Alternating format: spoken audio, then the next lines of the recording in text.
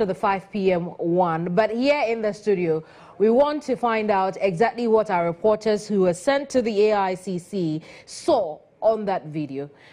With me in the studio are two of our reporters, William Evans Inkum and Joshua Nana Kwame Ayira. Gentlemen, I want to believe that you were as scandalized as the many Ghanaians we spoke to in our live coverage. But we care very little about your feelings right now. And I'll tell you why. Because for those of us who didn't watch the video like you did, we've heard too many stories, and the excitement has even built further. Now, I'll start with you, Evans. What did you see in the video? Well, so, Kevin, what I saw was that the expose, okay, goes beyond the realms of football, okay? It cuts across every facet of the country political life. And it's just a revelation, okay? Things are happening, all right? But in the midst of that, I mean, we normally see them as perceptions. Okay, we see them as perceptions, how contracts are inflated, how projects that are funded by foreign grants are completed in a swift manner, whilst projects funded by the country continue to remain uncompleted and all that. And that reminds me of the Sofola interchange.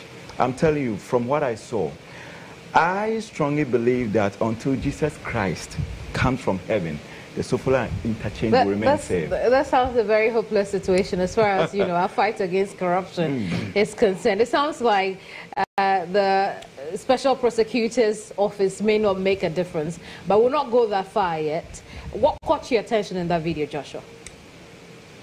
A lot of things, quite a number of things. I mean, I couldn't agree more with Evans's submission. I mean, most of these investments or the investors that comes in, that we actually meet up to arrive at a very concrete business deal to benefit or to inure to the benefit of the state and its people or its members, actually sometimes per the video we saw takes a different turn that we least expect. I mean, business that did not tend to go through any of these series, it wasn't really vetted, and then one person stands somewhere behind closed doors to actually sealing on such deals. It tells us that, just like Evan said, it goes beyond what we hear. I mean, there have been some speculations, but then again, there are also certain facts or materials to actually prove that this is exactly what we get to find in our economy or our business transactions on a day-to-day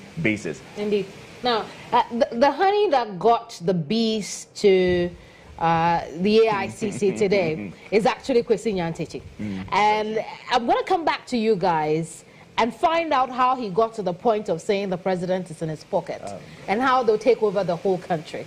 But hold on for me. Let's go to the AICC now and speak to Wilberforce Asare. He's a man who's still on the ground. Wilberforce. Wilberforce, second session underway.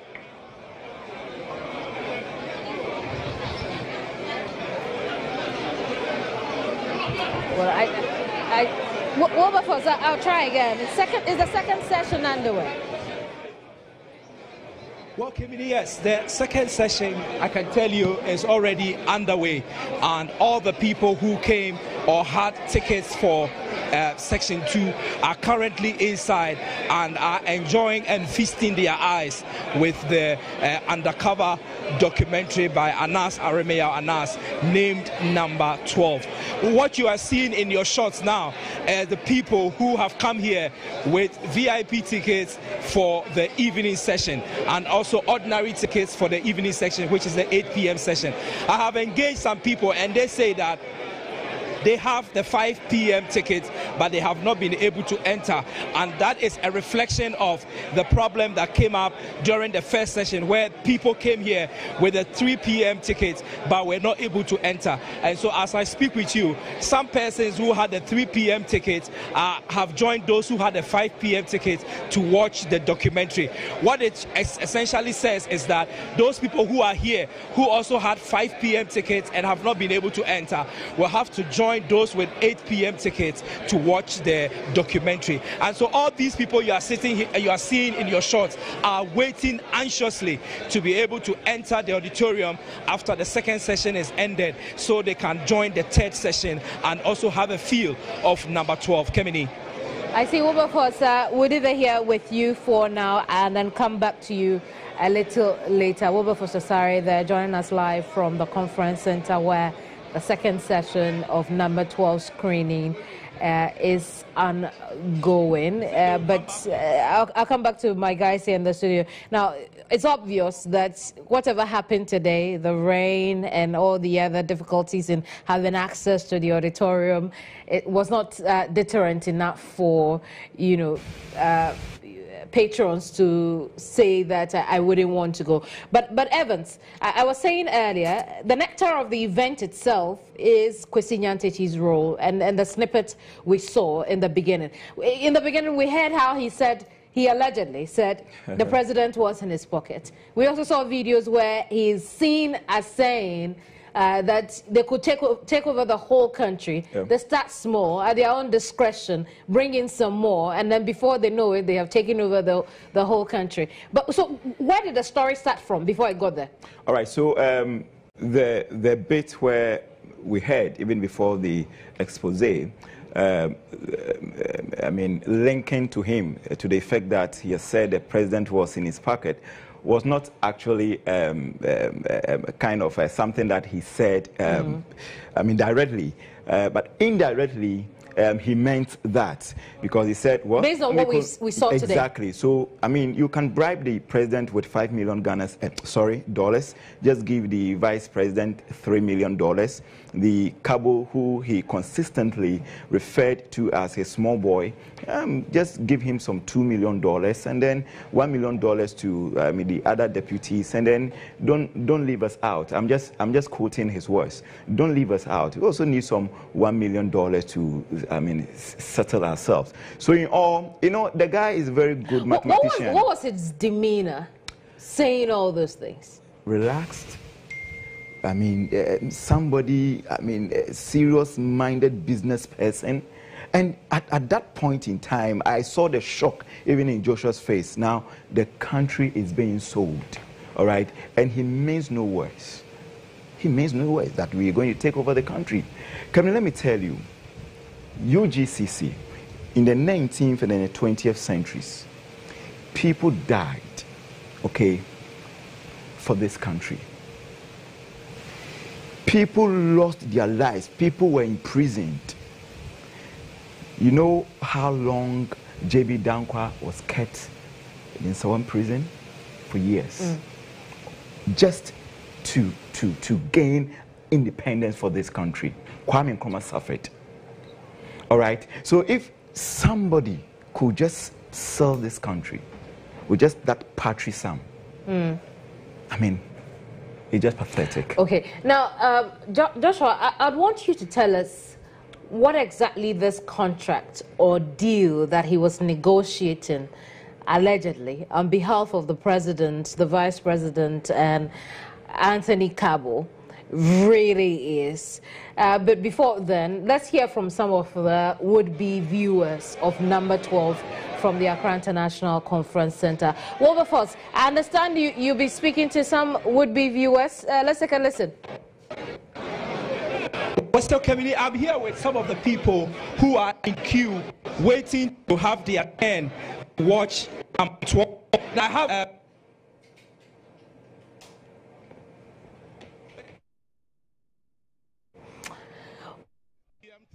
in that footage, the live coverage went off, but we'll re-establish contact with Wilberforce and then tell you what some would-be viewers have heard and what they are eager to see right now at the auditorium. But perhaps I should ask you Joshua's question at this point, Evans. So what exactly was the deal that he was so badly negotiating? Okay, so it wasn't about football. It has nothing to do with football. Okay. Now, Kwesi Nyantakyi was negotiating a deal that would see this particular investor come to the country, and also, in fact, he was actually negotiating a contractual agreement with this particular investor.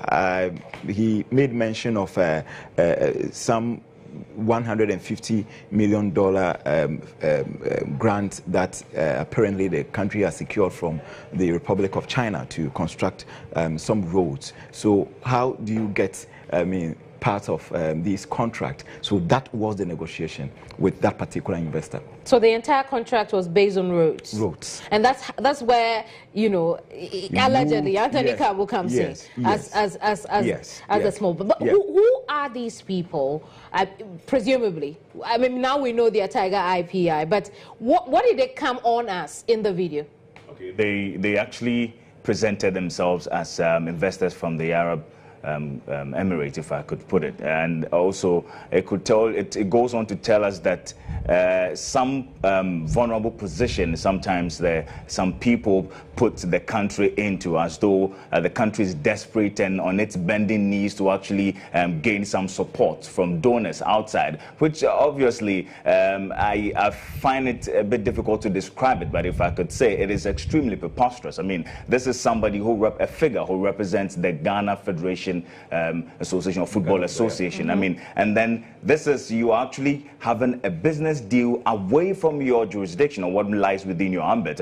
You're talking of a 15 million. We could consider him a businessman. Exactly. He made mention in the video that in 2 years' time he's considering being a politician, and then he made it clear also that one of the lucrative businesses in the country is the railway or the roads. Now, unfortunately, you're the one getting the cut again, but let's go to the would-be viewers at the AICC entrance now and speak to Wilberforce. Wilberforce, let's hear from some of those people gathered, waiting to see number 12.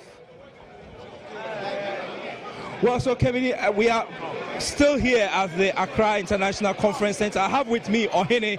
Ohene told me earlier that he had a 3 p.m. ticket. He was not able to get in also for the 5 p.m. session. He's hoping that he'll be able to get in for the 7 p.m. or 8 p.m. session. So, Ohene, what time did you get here? I was here around 2 p.m. And you still weren't able to get in for 3, you still weren't able to get in for 5? Well, the queue is not fair. They are not treating those having 3 p.m. ticket to go on 3 p.m. In fact, anybody with a ticket enters, and it's not fair. But I determined to watch the 12th version of the investigation, and therefore I will wait for the 8 p.m. Even if I can't, I will still wait for the 10 p.m. Wow. So Ohene says that he is ready to wait even up to 10 p.m., even though he came here at 2 p.m. to be able to watch number 12. Now, there are men who are... We have lost Wilberforce again. You can understand why the connection is patchy. It's very dense there as far as the telco lines are concerned, so it has a way of interfering with technology. But here in the studio with me are two of my colleagues, William Evans Inkum and Joshua Nana Kwame Ayora. Joshua, you were telling us about what he said in the video with regards to contracts in the roads sector, which seem to be very lucrative, according to him. Exactly. Now, one of the statements he made, which actually caught my attention, was when he said one of the ministries that is dear to the president's heart is the roads transport, because of the amount of putting to actually construct these roads. And he says it is very, very lucrative. That is what he said verbatim, that it is very, very lucrative. And so the president doesn't lose an eye of this ministerial or this ministry. And so if the investor comes in, because you remember somewhere the vice president met with some Chinese delegates to strike a deal or have some a donorship, if I should put it, of $50 million. And so he made mention that if he should come in, the road is where he should actually focus on, and also, expand to other businesses. So you could tell that the business deal he had with this investor or purported investor had to do with the Premier League, where he was actually bidding for a sponsorship, and also a side business where he actually used a name of his own company, Namax. Namax. So they were going to use a company that he was forming. Exactly, and a microfinance he owns personally as a channel for money laundering. Now that creates conflict of interest if it has something to do with the GFA. Exactly, right? Exactly. I mean, it is actually a clear violation or breach of the code of ethics of GFA, FIFA, and even CAF. That being aside you going against the legal laws or structures of the state or the country, that is also a matter that can be take up on, and that will be a serious issue to deal with, as away from the federation or the football, the association itself. So he's actually embattled. We have two scales actually here, one against him. Now, when you also pay attention to this video, you've realized he flexes his influence as far as the government is concerned. Evans, what did you see in that regard? You see, it says a lot, all right, before a political party will ascend to the position of forming a government or what have you, after maybe winning elections and all that. A lot of things go into it. And this is an evidence of that he played some crucial role, in ensuring according to him, in ensuring the political victory of the MPP in the 2016 elections. And for that matter, he has, influence in which certain things should navigate to. And that is a worry. I think we have suffered enough as a country. All right, we've come a long way.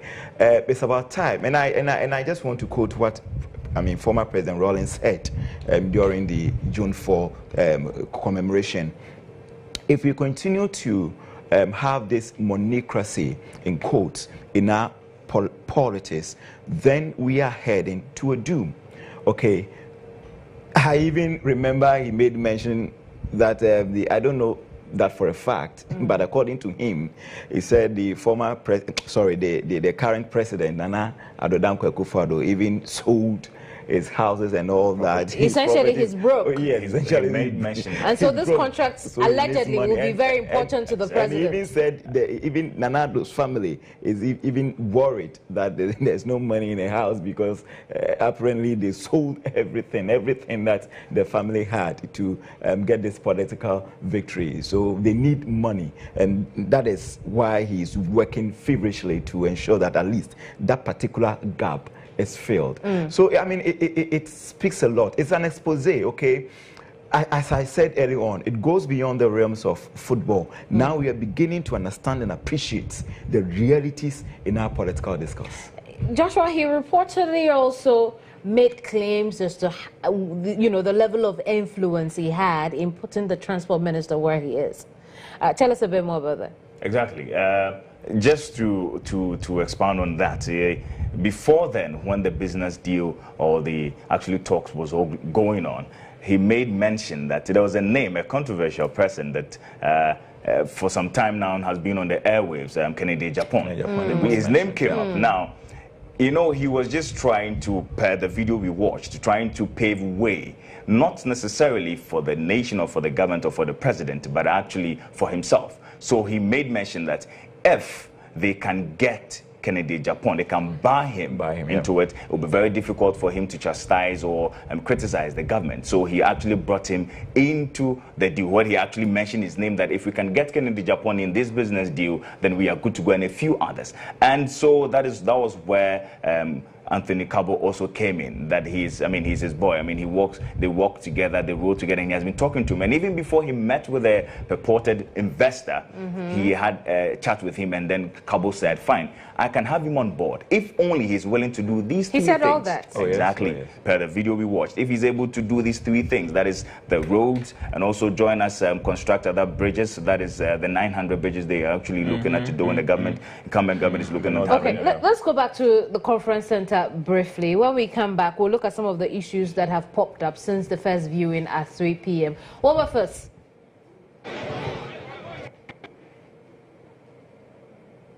Well, but first, if you can hear me, tell me what else would-be viewers are expecting to see based on what they may have heard, you know, as far as the first screening is concerned?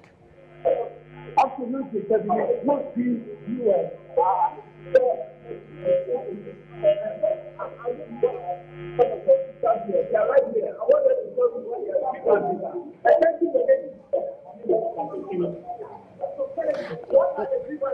Wilberforce, we cannot see you, and the audio on your connection is horrible. So we'll take a break on you and continue the conversation here in the studio. You're watching News Tonight, a special edition that will focus mainly on the screening of number 12. We'll bring you some of the footages we had from patrons, particularly Superintendent retired Johnson Ganyo, who also discussed the methodology of the Tiger IPI team. He also poked holes into you know, in fact, into the methodology, and then took a swipe at Assistant Central MP Kennedy Japan, who was the point at which we stopped today. Now, in the video, Kwesi Nyantakyi, as you saw it, appears to make it sound like a norm as far as getting people to do what you like. Did you get the same impression? Absolutely. Absolutely. And that was what I stated earlier, that if you get to consider the footage that we actually witnessed or saw, it makes it look like not only Ghana, but other African countries are actually positioned at a vulnerable field where we actually give in, or the country gives in for anything. I mean, to sell the sovereignty of the nation for a paltry sum of $15 million before you can get to see the president, it just shows that this is just a culture here, that before you get to enter the chief's palace or you get to see a king in his palace, you would have to grease some palms before you get in there. Because if you give the president $5 million, you give his vice $3 million, and he made it clear that they are very good friends with the vice president. They are very close friends. And at the end of the video, you realize that Anas spoke with the president and the vice president. And the vice president categorically made mention that he has no outside the office confinement relationship with Kwesi Nyantakyi. And he has not even sat with... That's from the vice president. Yes, he has not even sat one-on-one with him. While we cannot authenticate some of the things that Nyantakyi has said, we do know that he has a good outside of the office relationship with the president. I mean, he was one of the people the president invited to his, you know, party when he came into office. We've also heard of reports of how he played a critical role in the NPP campaign. Now, what we cannot do now is link that relationship with what has happened now. But, gentlemen, let's talk about people's reaction while they watched this video, especially with the, you know, the nectar of the event, the Kwesi Nyantakyi bit. How were people reacting in the auditorium, Evans? Okay, so it's like you have a veil on, all right, on your entire body.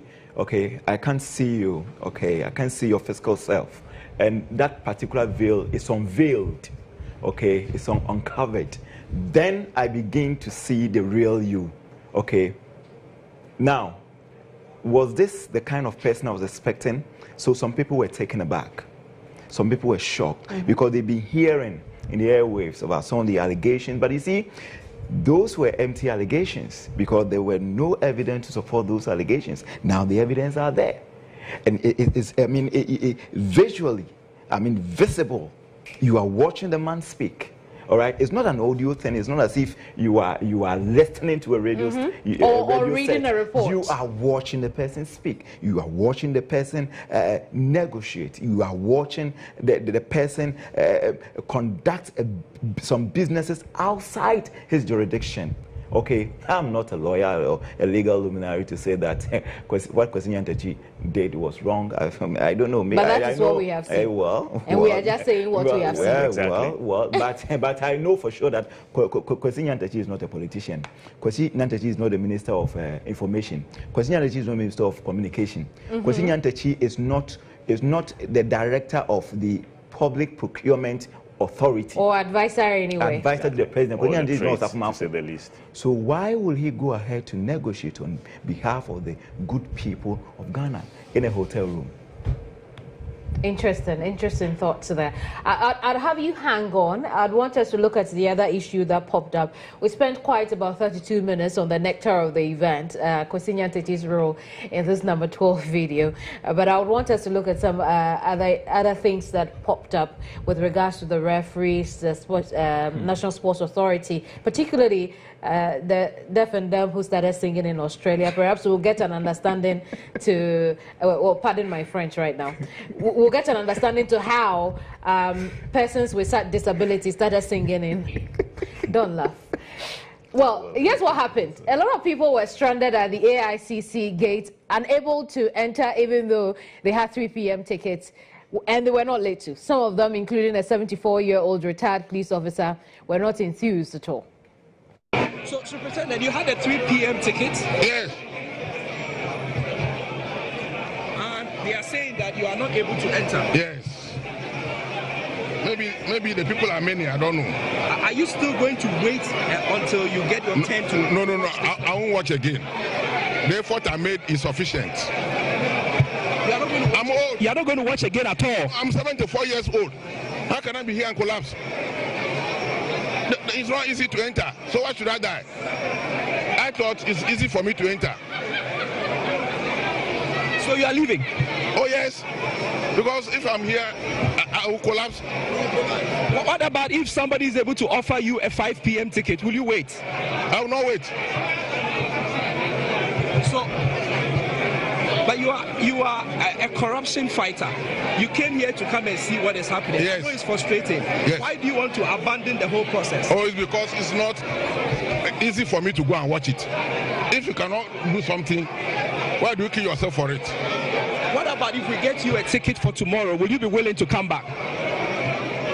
Is this not also for tomorrow? No, this is just for today, 6th June, 3 p.m. I will not come.